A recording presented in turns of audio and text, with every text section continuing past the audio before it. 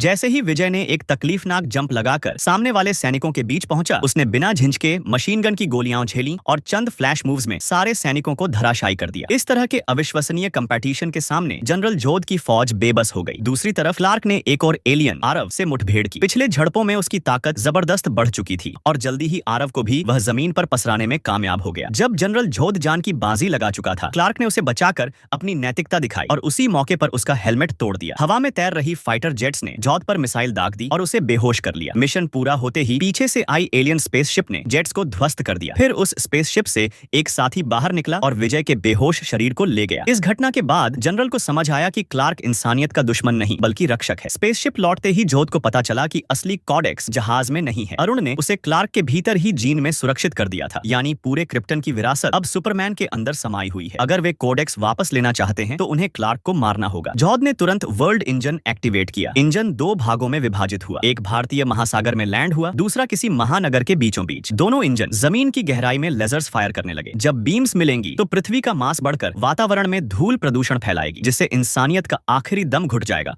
और क्रिप्टन का दूसरा युग शुरू होगा। क्लार्क ने एक प्लान सोचा, अपने बचपन के स्पेसशिप और जोध के इंजन की स्पेसशिप को टक्कर गड़ना, जिससे एक ब्लैक होल बनेगा और जोध समेत उसकी फौज सब उसमें समा जाएगी। अब क्लार्क ने मिशन डिवाइड किया। इंडियन ओशन इंजन, इसे रोकना उसका काम है। सिटी सेंटर इंजन, इसकी जिम्मेदारी इंसानियत को सौंपी जाएगी।